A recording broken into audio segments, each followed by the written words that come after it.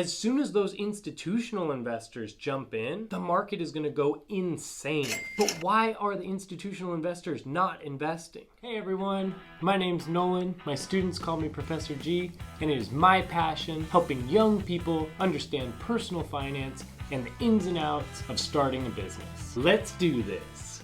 All right, guys. It's happening. The thing that all crypto enthusiasts and Bitcoin maximalists have been dreading since day one, but probably knew was going to happen. Bitcoin and cryptocurrency is now on the radar of regulators. So what I've been seeing though is a bunch of bad news coming out of the crypto community. A lot of people are scared that these regulators are now going to mess with the whole point of Bitcoin, which is to keep it decentralized, and that they think that now with the SEC coming in and trying to regulate and trying to take hold of their precious crypto, that it's going to ruin everything. Well, I'm here to give you a different perspective, a mind shift, if you will, because I see this as a good thing. And by the end of this video, I think you will too. Now, before we get any further, what I'm going to need you to do is decentralize that like button so that the YouTube algorithm doesn't regulate me and makes it so that more people can see this video. So here's the deal. The SEC, the government, a bunch of other organizations are trying to figure out how they can regulate Bitcoin, cryptocurrency, any of these things that a lot of people just really don't even understand, don't even know how to classify these assets. And that's the real issue right now, because at the end of the day, we need to be able to have clear definitions of what these things actually are. The fact is, they're not all currencies. The goal, though, is to have some of them be currencies, some of them be securities, like stocks and bonds, and some of them just may be utility, like you use one in order to make something work, the same way you use gas to make your car work. The problem with not knowing the definition of each of these things is that the government doesn't know how to correctly tax, because you know that whenever they can, the government is trying to take whatever they can, and so in order to be fair to all the other securities and the other currencies and things like that where they are taxing them, they need to make sure and do the same thing with this asset class. So what's the big deal? Why is this good news to me? So now, first of all, people who are just Bitcoin maximalists, the people who are into cryptocurrency because of the decentralization, I get it. Your whole hope here was that we could have a utopia where people aren't regulated. You have the freedom to do whatever it is that you want, whatever it is that you like. I understand that. The problem is that not everybody is inherently good. Opportunities arise. If there's nothing regulating these things, especially when it has to do with money, usually something bad is going to happen. And that's where all these huge hacks are coming from. So where somebody can take something from somebody, not get caught because of the decentralization, they probably are going to do that. And let me just make sure you understand, governments are trying to regulate what's happening. They aren't going to totally stop the decentralization. The decentralization is going to happen. So when people say things like the SEC is going to take over and now Bitcoin won't be able to do what it was supposed to do, which is be decentralized,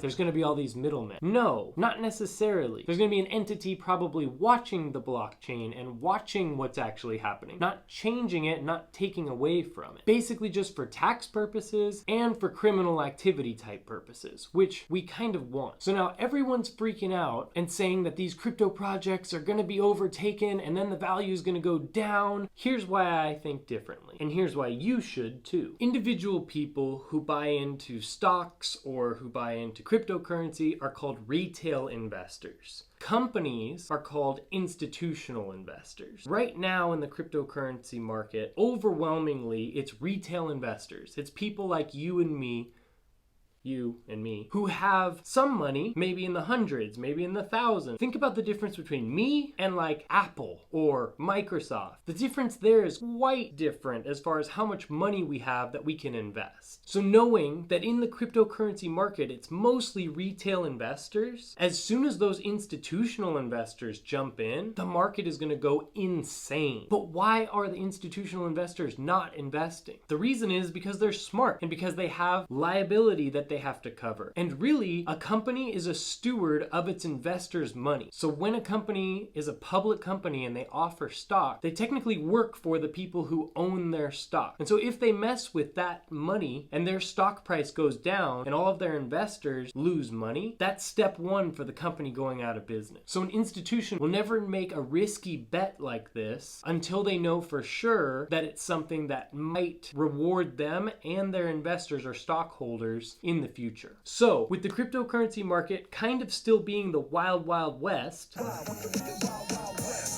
and not having any regulation, it scares these institutions who are thinking about putting in millions, possibly billions of dollars. $1 million isn't cool. You know what's cool? $1 billion.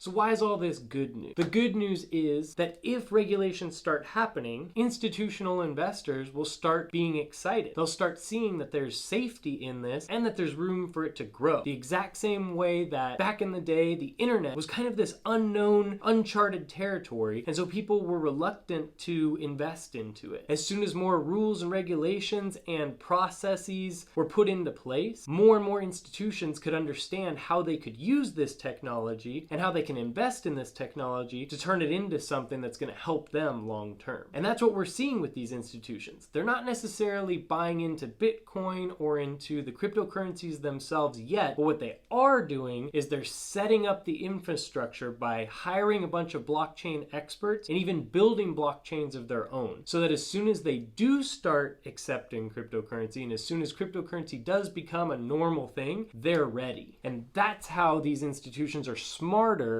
than what most people give them credit. Most people don't see all the infrastructure being built, but as soon as it's ready, man, we're gonna say, how the heck did they know? If you do a quick Google search right now and look at what companies are building blockchains or what companies are starting their own digital currency or things like that, that's them thinking 2, 3, 5 years into the future. And it's not just tech companies. Walmart is definitely going to be using some type of cryptocurrency, whether it be actual currency from A to B, or if it's going to be a logistic type project. Because logistics is huge, and those that can get their shipment from point A to point B without as much hiccups as possible usually save the most amount of money, and that brings their profit up. So big companies are looking at all cryptocurrency as a way to solve a problem. Mr. Wonderful from Shark Tank recently put out a thing saying that he already invests in Bitcoin, but he wants to double his investment by the end of the year. The thing that's holding him back is that regulation. He wants to see regulation because he is an institutional investor. He does have the millions of dollars to be able to put in, and he wants to, but he wants to make sure it's safe. Same thing with Mark Cuban. He's a little bit crazier. He's a little bit shoot from the hip, but he's someone who is invested in a bunch of different cryptocurrencies, and he's even said that he thinks that some regulation is actually going to be good. So you definitely want to see what people like Mark Cuban, Mr. Wonderful, people who are that stature, you want to see what they're saying about it. Not what Fred from 6th period English is saying. Get it together, Fred. So what does all this basically break down to? I'm not saying that you should YOLO all your money into any cryptocurrency. I actually don't think that you should do that for any type of investment. But what I am saying is, don't just listen to the media and listen to the hype just because it's coming off in a negative tone, think that it's negative or that it's not good news. Think about it from a perspective that other people are not thinking about it from. That's what the best investors say to do. Warren Buffett says that you should be greedy when everyone else isn't, and you shouldn't be greedy when everyone else is, which if everyone's saying this is the best investment ever, do this, you should definitely do it, everything's positive, there's probably something that people aren't seeing. And vice versa, if everyone's saying negative things about it, then a lot of people aren't buying into it, and so maybe the price is at its lowest that it's going to be, because as soon as people do like it, everyone else is going to like it, which means the price will go up, which means now you're not going to get as much value for it.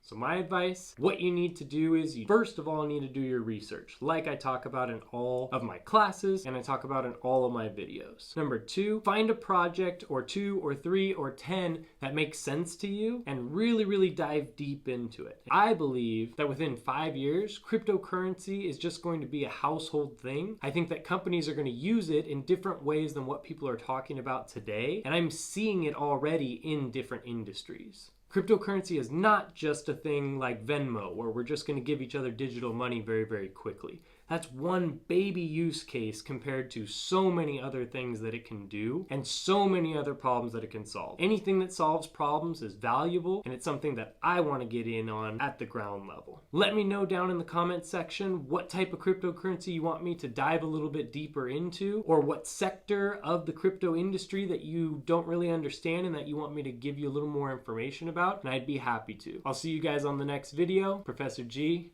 out.